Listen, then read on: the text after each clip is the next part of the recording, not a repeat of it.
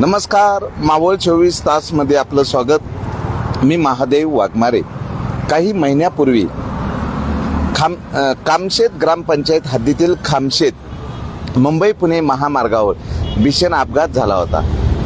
त्यावेळेस ग्रामस्थांनी आणि कोकणच्या दिंडीतील भाविकांनी रस्ता रोको केला होता 4.5 तास. त्यावेळेस लोकप्रतिनिधी, MSRDC, IRB या ठिकाणी उड्डाणपूल करण्याचं आश्वासन दिलं. केवळ हे आश्वासनच ठरलेले. ग्रामस्थांनी 12 मार्च 2026 रोजी तीव्र आंदोलन करण्याचा इशारा दिलेला आहे. या ठिकाणी उड्डाणपूल असेल किंवा भुयारी मार्ग असेल, हा लवकरात लवकर करावा, अन्यथा तीव्र आंदोलन करण्यात येणार आहे. वरनं घाट रस्ता आहे, सुसाट वेगाने वाहनं या ठिकाणी येतात आणि याच ठिकाणी खामशेत गावातील अनेकांचा बळी गेलेला आहे.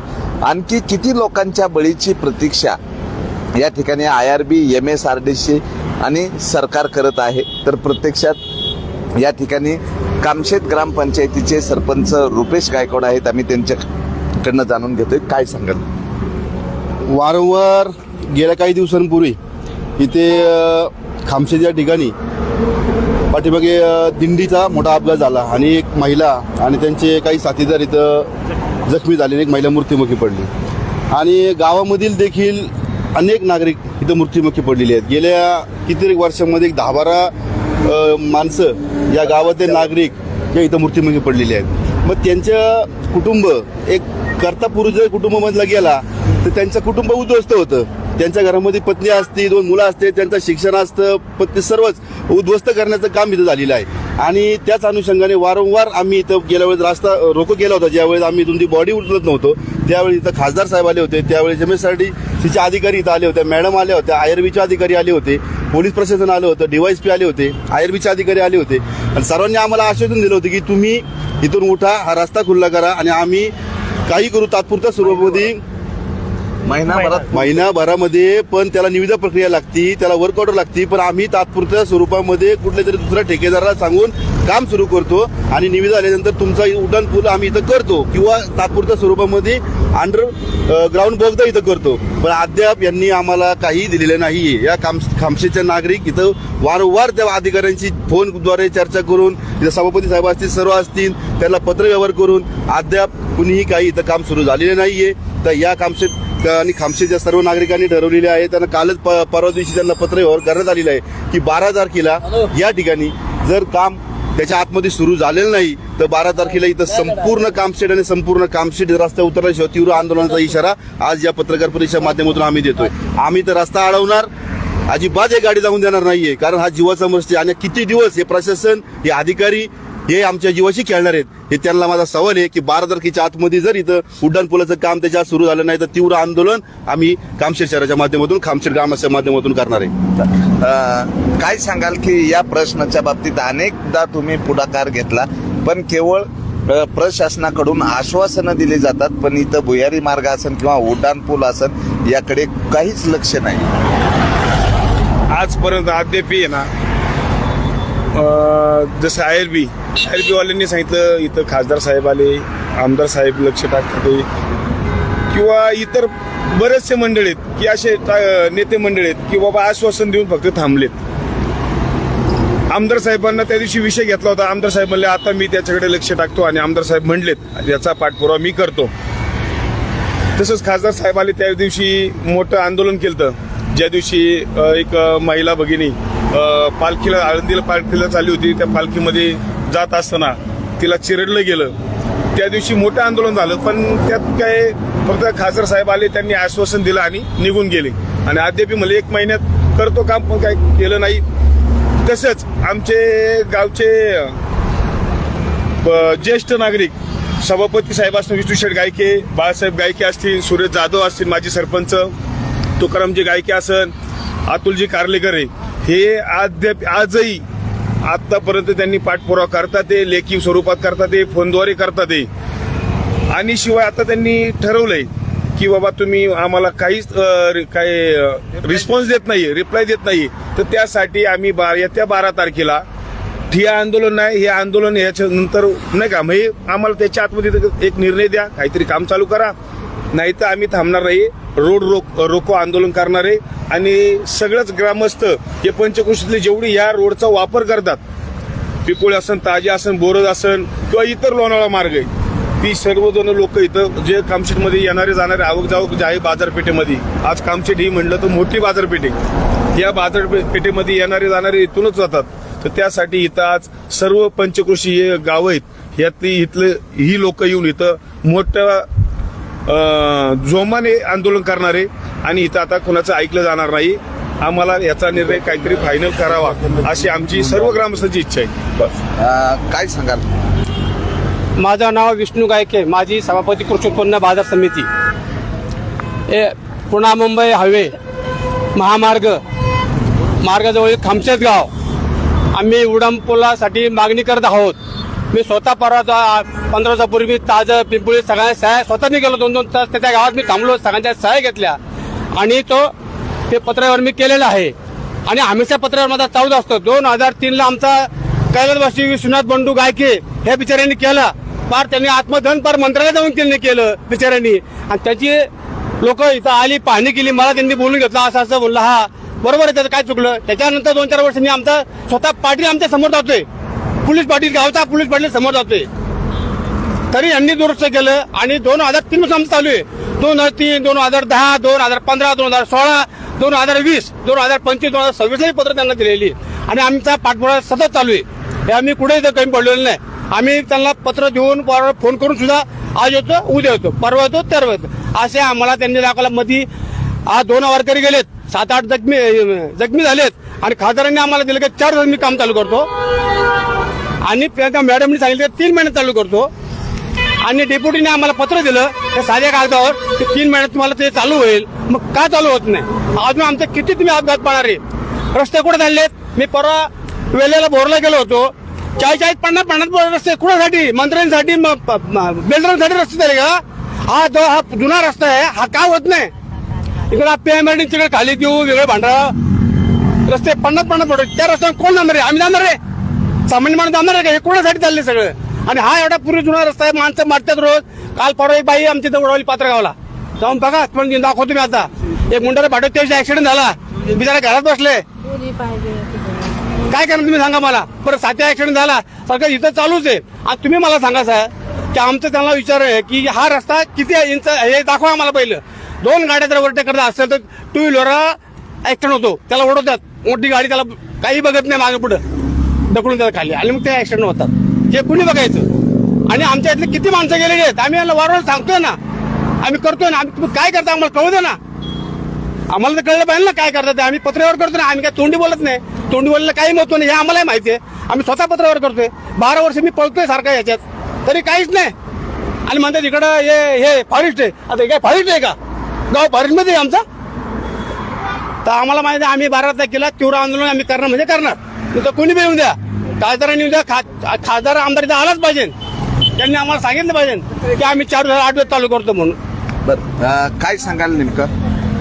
नमस्कार. जे खामशेत गाव आहे, खामशेत गाव हे हायवेच्या कडेला बसलेलं आहे. खामशेतपासून ते पाथरगाव आणि कामशेत शहर हा जो हायवेचा पट्टा आहे, हा पुढे एकेरी वाहतूक होती याच्यावरती. जुना मुंबई पुणे हायवे हा एकेरी होता. 20 ते 25 वर्षावर याचं चौपदरीकरण झालं. पण चौपदरीकरण करत असताना शेजारी सर्व्हिस रोड ठेवले नाही, आणि या रस्त्यानं शालेय विद्यार्थी मोठ्या प्रमाणात प्रवास करतात. त्यांच्या बसेस ह्याच जंक्शनवरती क्रॉसवर होत असतात. तर अशी एखादी स्कूलची बस दुर्दैवानं जर अशा अपघातामध्ये जर सापडली तर त्याच्या जीवितहानी किती होईल? प्रशासनानं याचा गांभीर्यपूर्वक विचार केला पाहिजे. आणि आमच्या गावकऱ्यांची जी मागणी आहे की उड्डाणपूल इथं झालाच पाहिजे, तर तो 100% झालाच पाहिजे. कारण गेल्या 25 वर्षात सरासरी 150 अपघात जीवघेणे इथं झालेले आहेत. आणि सरासरी जर पाहिले आपण तर 7 ते 8 नागरिक दरवर्षी मृत्युमुखी पडतात. त्यातले गावकरी 3-4 असतातच, आणि बाहेरचे प्रवासी वगैरे असतील ते पण असतात. पण इथं सगळ्यात जास्त धोका हा इथल्या लहान मुलांना आहे. कारण लहान मुलांना रस्ता कसा क्रॉस करायला लगेच कळत नाही. मोठे माणसं थोडं थांबून चेक करू शकतात, पण लहान मुलांना इथं हा जीव घेणं प्रवास करावा लागतो इथून. तर मी प्रशासनाला एवढी विनंती करेल की त्यांनी लवकरात लवकर या गोष्टीचा विचार करावा. शाळेतल्या हो सर, शाळेतल्या लहान मुलापासून तर वयस्कर म्हाताऱ्या माणसा बरं रस्ता क्रॉस करायला लागतो. हायवे लागला, पलीकडे रेल्वे लागली, त्याच्या पलीकडे नदी लागली आणि वयस्कर माणूस कुठून हाच रस्ता क्रॉस करणार ना, कुठून करणार दुसरा? एवढं ओरडून त्यांच्या काय डोक्यात बसत नाही मला. ते बघा तुम्ही जरा जास्त तुमच्यामुळे काय झालं तर होईल ना, ते असंच राहणार.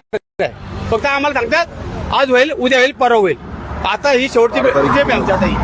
काय नाव तुमचं आणि काय? माझं नाव संजय गायक आल्या पिंपरीला मी. माझे मूळ गाव आहे. माझं मी गावाला येणं जाणं असतंय. इथं कोणतं अंत्यविधी असला, इथं जर अंत्यविधी यात्रा काढली जाणं फार आवड होते, कारण रोडच्या गाड्या फास्ट असतात, त्यामुळं ॲक्सिडेंट भरपूर होतात. बरंच ग्रामस्थ त्या ठिकाणी गेलेले आहेत. शाळकरी मुलांचा विषय मोठा आहे. इथे 10-12 गावांचा विषय असल्यामुळं हे गाव छोटं आहे, परंतु यांना वास्तूवरती सगळ्या पैसे आहेत. पुढे बघा दाखवते वर्ष, ते दाखवरच किंवा सबर करतात. यांना इतका पौता करायला हरकत आहे. एवढे पैसे शासनाकडं त्यांनी काम केलं पाहिजे. लवकर हे काम पूर्ण नाही केलं, काम चालू नाही केलं, आमचे पूर्ण ग्रामस्थ बायका मुला सहित रोडला बसतील. असं आमचं मोठं आंदोलन 12 तारखेला होणार आहे. देहू रोड ते लोणावळा हा जो मुंबई पुणे महामार्ग आहे, एकतर वाहतूक कोंडीचा मार्ग आहे आणि त्यातच अपघाताचा मार्ग झालेला आहे. मुळामध्ये या ठिकाणी नागरिक हे जीव धोक्यात घालून या महामार्गावरचे दुभाजक आहेत ते 1.5 फुटाचे आहेत आणि दुभाजकाची उंची ही जी आहे ती कमी आहे. त्यामुळं सहज वाहनं एका बाजूकडनं दुसऱ्या बाजूला जातात आणि अपघात घडले जातात. कामशेत ग्रामपंचायत हद्दीतील कामशेतकरांनी 12 मार्च 2026 रोजी मुंबई पुणे महामार्ग वर आंदोलन करण्याचा जो इशारा दिलेला आहे, त्या अगोदर MSRDCनी जर या ठिकाणी भुयारी मार्ग असन किंवा उड्डाण पूल असन कामाला सुरुवात नाही केली तर तीव्र आंदोलन होणार आहे. काय सांगाल, काय नाव? मी बाळासाहेब गायखे, खामशेत गावचा रहिवासी. सर एवढं सांगू शकतो की हा राष्ट्रीय मार्ग क्रमांक 4 याचं रुंदीकरण होणार होतं, ते गेले 20 वर्षापासून थांबलेलं आहे. तर ते व्हावं आणि अंडरग्राऊंड किंवा उड्डाणपुलाची ही आमची ग्रामस्थांची मागणी आहे. कारण की वारंवार शेतमजूर असन, कामगार असन, शाळेत विद्यार्थी असन, या सर्व लोकांना आमच्या ह्या राष्ट्रीय मार्गापासून 4 पासून ये जा करावा लागते. त्यासाठी शासनाने आत्ताच दिवाळीच्या पिरियडला आळंदी ते कार्तिक वारी या वारीमधील 2-4 वारकऱ्यांचा मृत्यू झाला. त्यानिमित्ताने असं सांगतो की जे पत्रव्यवहार झालेले शासनाने त्याच्याकडे जास्ती दुर्लक्ष न करता लक्ष घालून काम करावं आणि उड्डाण पूल नाही तर अंडरग्राऊंडचे काम त्वरित चालू करावं एवढी विनंती करतो. तर तरुण पण या ठिकाणी आहेत, काय सांगतील नेमकं?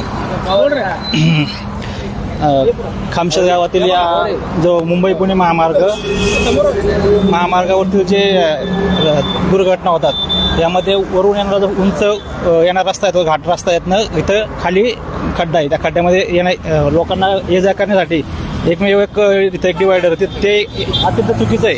इथं जे वरून गाड्या एकदम स्पीडमध्ये येतात आणि खाली लोकांना गाड्यावरनं वरतून खाली लोक दिसत नाही, लोकांना त्या गाड्या पण दिसत नाही वरनं, तर डायरेक्ट इथं अपघात होण्याचे जास्त प्रमाण आहे या ठिकाणी. त्यासाठी माझी ह्यांना शासनाला एक विनंती की या ठिकाणी सर्व्हिस रस्त्याची सोय करावी, म्हणजे लोकांना अलीकडे पल्ली करण्यासाठी व इथं एक भुयारी मार्ग झाला तर सर्व्हिस रस्त्याने लोक ये जा करतील इथे.